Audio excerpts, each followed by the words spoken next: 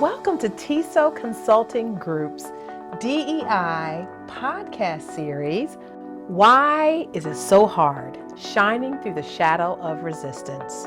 I'm Dr. Tonya Breland. And I am Erika Lee.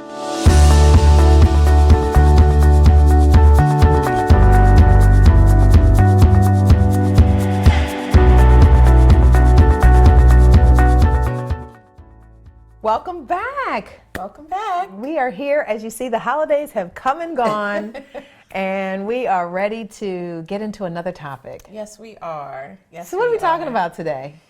Dress codes. Ooh. Yes, you look really good today. So do you, as always. Thank you. Yeah. And appropriate. Oh, yes. Nothing provocative or revealing. According to whom? Right. So we're going to talk about all of that Yeah. today, like that language around dress codes and who gets to determine and why and what's the impact of that. Right. So, yeah, and even what does that have to do with this podcast? You know, it's a DEI series. Like, why is this even a thing that we would be talking about?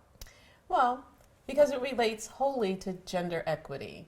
Yeah, right? it And does. who gets called out or called in for the dress codes and all that kind of thing. So we just want to talk about like religion the fairness. comes in, Sometimes or culture might come in. lifestyle. I think social economics Yep. plays a part. Yeah. I think all of that think is so a too. part of, this idea around dress codes. It seems really simple, but it just has these far-reaching implications. It does. I think we'll take a look at that like in schools and also in the workplace.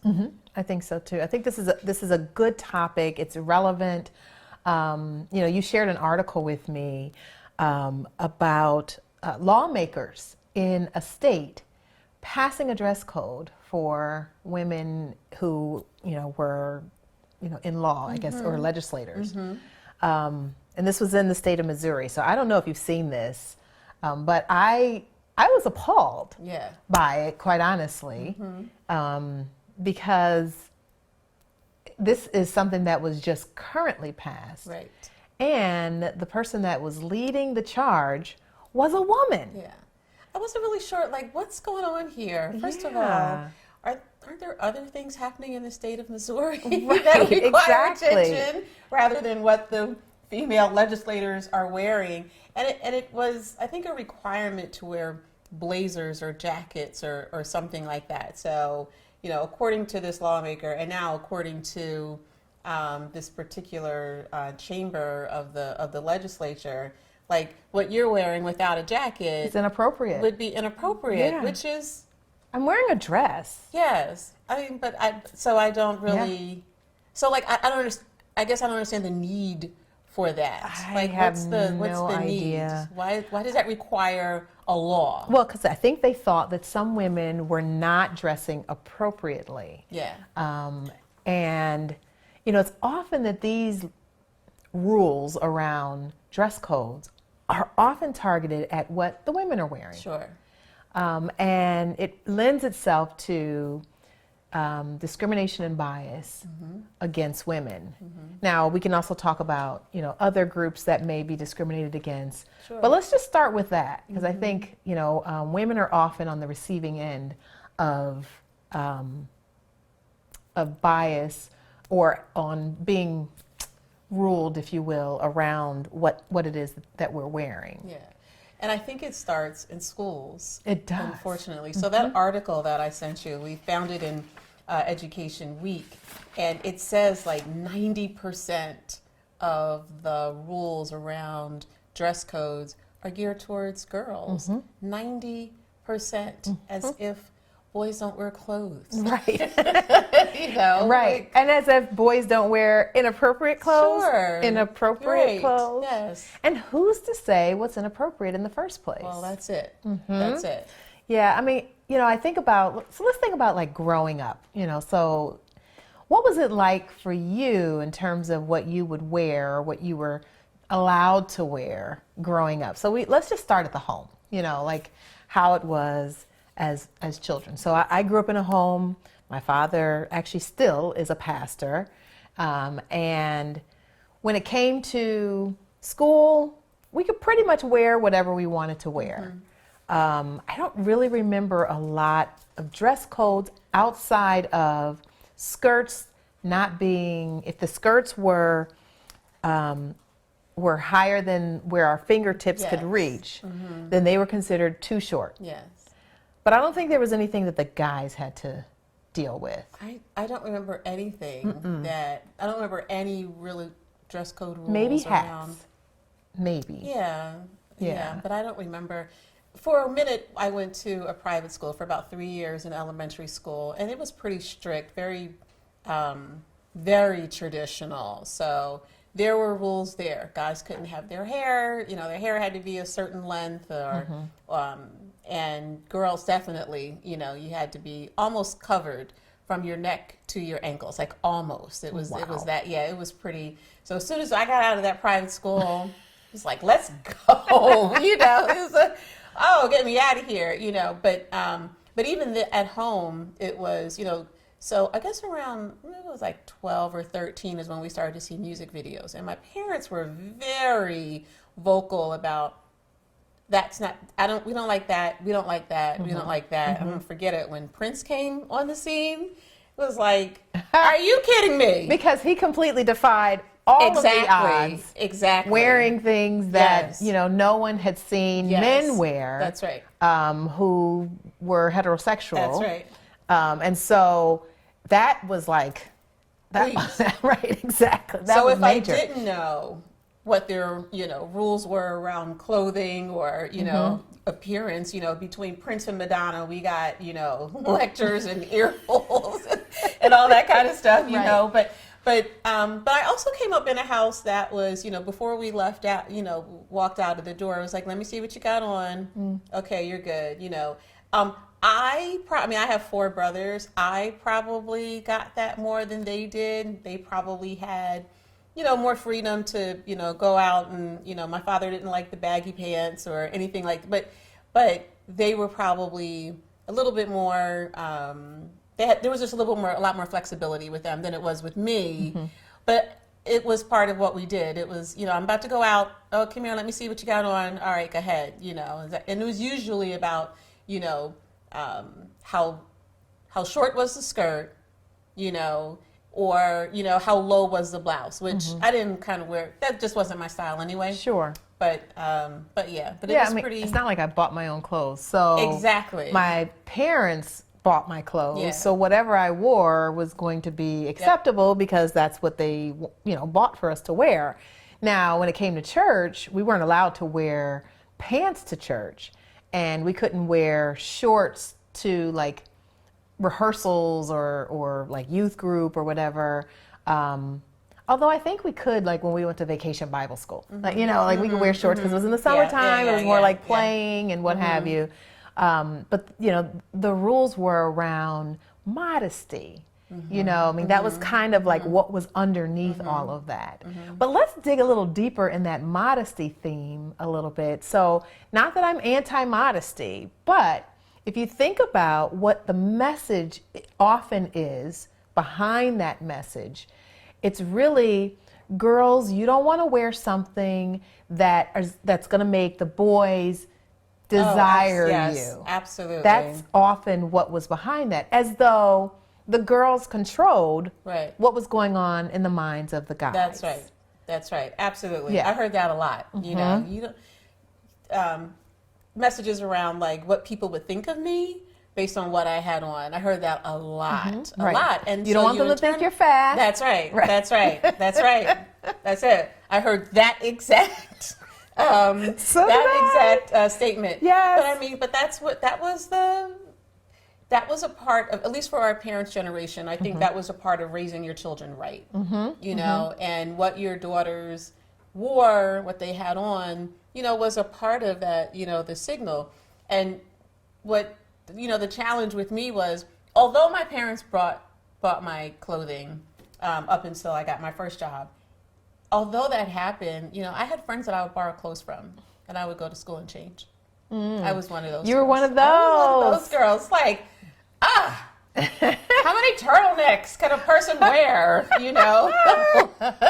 So, let's go. Wear something else. I don't know that I did that. I did. But Yeah, I didn't really do that. That wasn't like, I don't even think I thought about it. But I was also very thin. So nobody was as thin as me.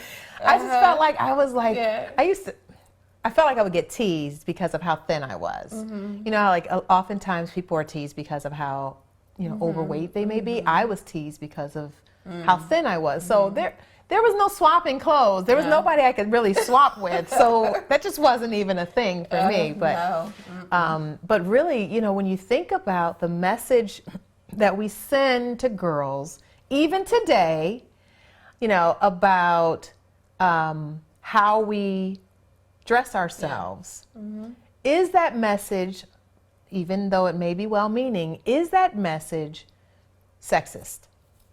That's a really good question. So I kind of struggle with this, right? Because I think on the one level, because I did have sort of like that private school background, and I really believe in clothes as an expression of yourself. Like I want people to be able to, I want my kids to be able to wear what they want to wear. On the other hand, though, I do want them to understand how to navigate. So everything is not necessarily, you know, good in every space, right? So understanding what's appropriate and what's not in this context or in another. Like I want them to understand that. I do think that's a thing. And while that may be subjective, I do think that that's reality. But I struggle with that, you know, so I'm not sure. I mean, I have an adult daughter, and obviously she's going to wear whatever she wants to wear. I have zero control over that. But, you know, as a child growing up, you know, I did want her to dress in a way that didn't draw extra attention to herself. You know, that was not something that was going to send out negative messages. But interestingly enough, as she, you know, got older, you know, she would talk about how, you know, some of the messaging that society gives to women about the way that they dress is really very skewed to one side. I mean, meaning, you know, dress codes are really very skewed to women in particular, and that, you know, women's outfits are to be a certain way so that men aren't, you know, tempted or men aren't, you know, going to lust after them or whatever. And, you know, her response to me in conversations, and that she might have been a college age student at this point, is I am not responsible for what these men are doing and or thinking. I don't have anything to do with that, neither do my clothes. And, you know, that really kind of gave me pause, because I hadn't really considered that up until that point. Not really, because we were just kind of, it was just kind of like, this is just how it is. And we just grew up with, this is how it is, and we just sort of accepted it in many ways. But when she said that, it made me think, you know, you've got a point there. Should women, and in one of the articles that we read, there were 7th graders who protested in their schools, feeling like they were being blamed for how the boys looked at them. And they pushed back against a school dress code simply because they didn't want to be responsible for what went on in the boys' heads or in the boys' minds. And they didn't think that it was right that everything was targeted towards them. Like they were the ones that had to make adjustments. The boys didn't have to adjust their thinking or their actions. The girls had to make the adjustments. And that I thought was really insightful. I think so too. I think on the other, I think another piece of that is, you know, there are things, so there was this thing around, you know, the way the boys think, and, you know, boys are visual and everything like that, you know, but so are girls. And so there's never like this thinking around, you know, what boys are wearing and what girls might think about what boys are wearing, right? So I think in that, right, like it's okay if a boy wears a muscle shirt to school or into the workplace, a man, you know, because, you know, it's all right if the women look at them, you know, and think thoughts. Exactly. And there's never, thank you. Think thoughts. Very well put.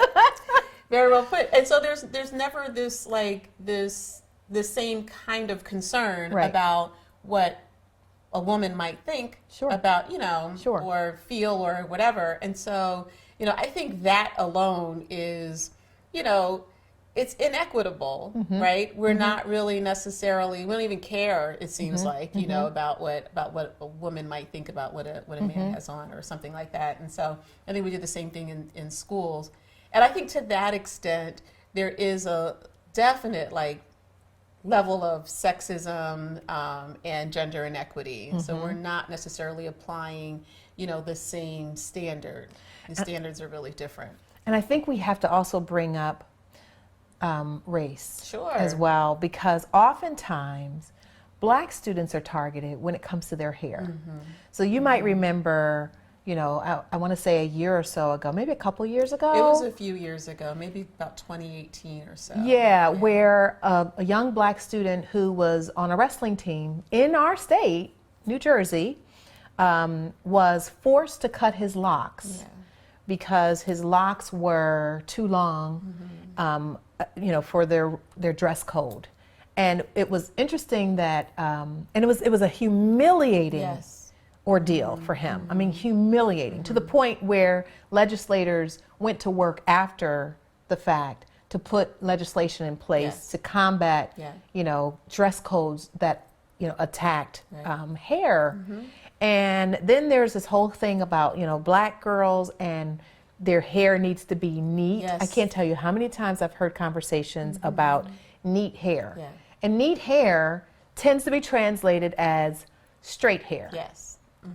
So if a Black woman wants to wear her hair the way that it grows out of her head, natural. However it grows out naturally. So you and I are natural. So, for those who don't know what we mean by natural, we're talking about the way that we were born, the hair that comes out of our head. Now, there were times in my life that I used chemicals to straighten my hair. And there was messaging around, straighten hair and it being professional. Little girls get that, picture day. Teachers, would send notes home to little Black girls whose natural hair, maybe they had puff balls or afros or whatever, and they would get notes home saying that their hair needs to be neat for picture day or should be neat, whatever. And so there's this whole thing around, natural hair and, there are dress codes that have to do with hair, which often target girls and boys of color.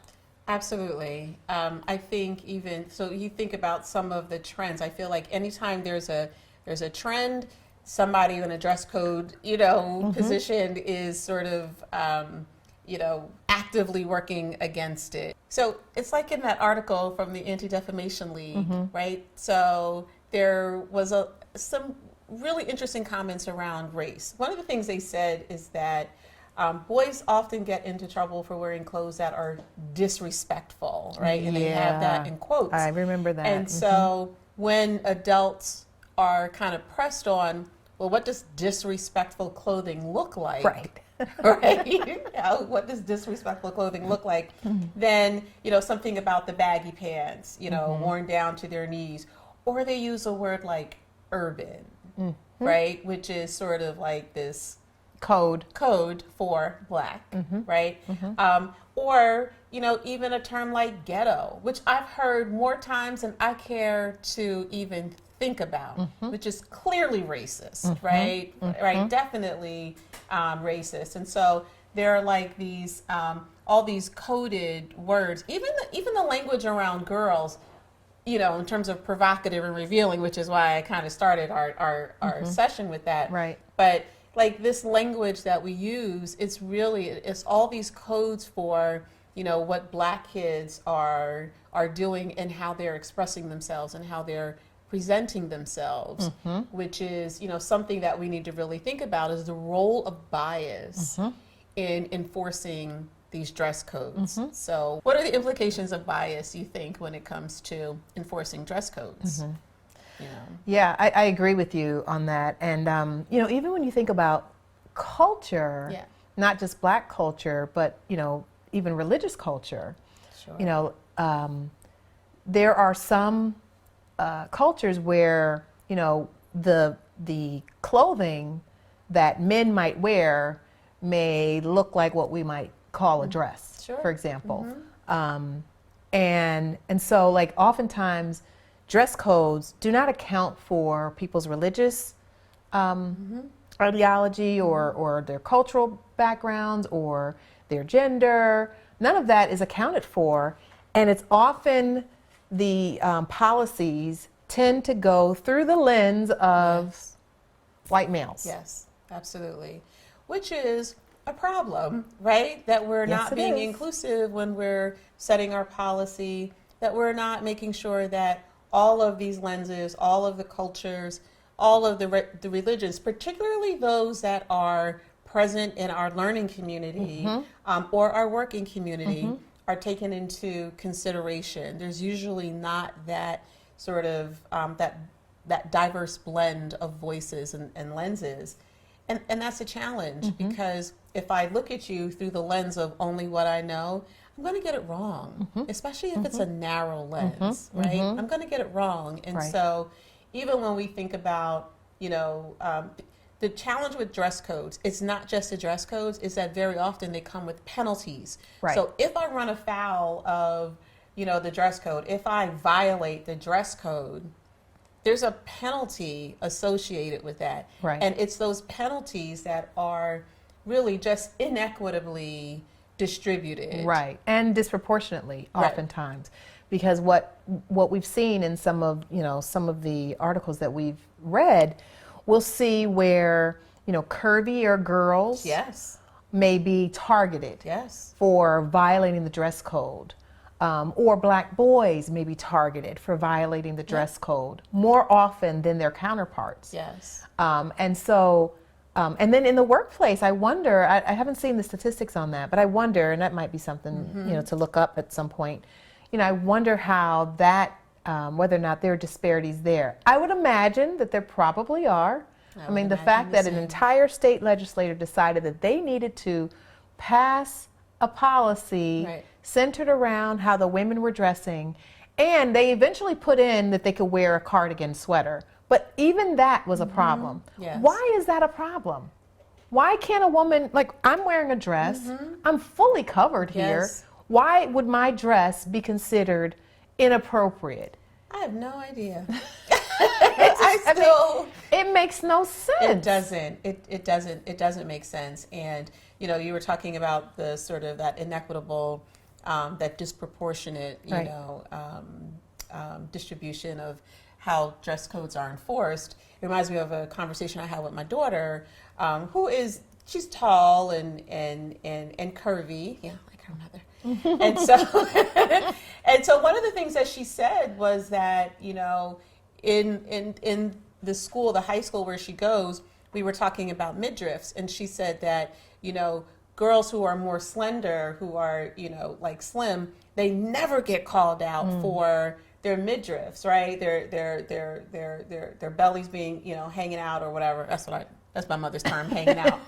How about just showing, right? Just, you could just see their stomachs. And so she said, but, you know, girls who were, you know, a little heavier or, you know, a little curvier always got called out. And so there was this real disparity in terms of like who we are actually, you know, targeting for, you know, conforming or aligning to the dress code. You know, that's a problem. It's a problem. That's a problem. And I do remember as a young professional, and this was in the 90s, I remember thinking to myself in a workplace, like, just how I thought there were some people that were allowed to dress down. But I always felt like I needed to be like, I always had a jacket, I always had, you know, heels and everything like that. This in a space where, you know, there were men who were wearing like khakis, no jackets, and they were fine. Nobody said anything. And I was reminded a couple of times about, you know, what was appropriate, even though I never left home without a jacket and heels and everything like that. It seemed like there were some people at work that were allowed to, wear, dress more casually, they and those of us, there were others of us that just were not allowed to do that. Yeah, double standards. Absolutely. Yeah. Absolutely. Interestingly enough, as we were talking earlier, I was thinking about hair. We both have natural hair. And I decided to cut my relaxer out of my hair and go natural back in 2014. I did it another time in my life as well. But when I did it in 2014, I was, working in this business.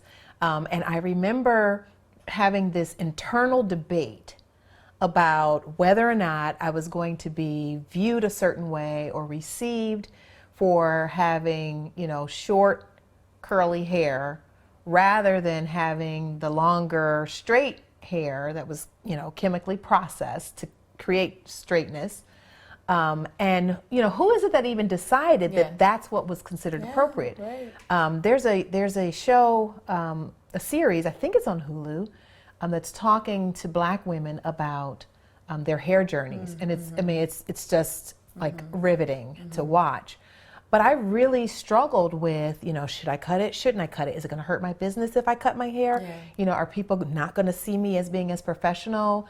And I really had this internal war with myself. And at some point I made the decision, this is me, this is my hair, this is who I am, and I'm just going to be me. And if they can't accept that, they can't accept that. And what I also find to be interesting is who compliments my hair. It's rare that my short curly hair is complimented by people who are not Black like me. And when it is, I'm shocked by it because it's so few and far between. But if I straighten my hair, which occasionally I have done, if I straighten it, all of a sudden, oh, your hair's so pretty. So even standards of beauty fit within this dress code piece, which really is, we could talk about this probably for another hour. We're not, but we could. We absolutely could. So I think that, and there's so much. We probably do a whole separate show about Black women and their hair, and our hair. But I think when we think about dress codes, right? There are some of us that are in positions of where we have to kind of monitor the dress code either in school or in a workplace. And so I think one of the things that's really important is when you find yourself in a position to really have to, talk to somebody about, what they're wearing and what that might mean for the workplace or the learning environment. I think a conversation is important. I think rather than, you're not wearing, we're sending you home or anything like that. And before you get to a place where there is a penalty, I think a conversation is important. And I think that goes towards, you're not going to have a really good conversation if your environment isn't safe. If you have not cultivated a safe environment for people to learn or to work, then when you go to have that conversation about the dress code, it's really going to fall flat, and it's going to seem like it's going to be a threatening power struggle. And then that creates other issues. Right. But I also think you need to evaluate who are you targeting when you're looking at violations of your dress code, and just how equitable is your dress code? Are there groups of people who are being targeted, in your dress code, and is it fair for everyone? That's really the question. And to me, that's not so hard. Do you think just a count of okay, because we were talking about 90% of the dress codes, target girls. Do you think a good place to start is take a look at your dress codes and just count who it applies to? Maybe that's a good place. That's maybe really good data. It's not a bad idea to start with. Who is more targeted, in the code. Now, is that so hard? I don't think it's that hard. I don't think so either. I think we can do something with this. I think so. I think so.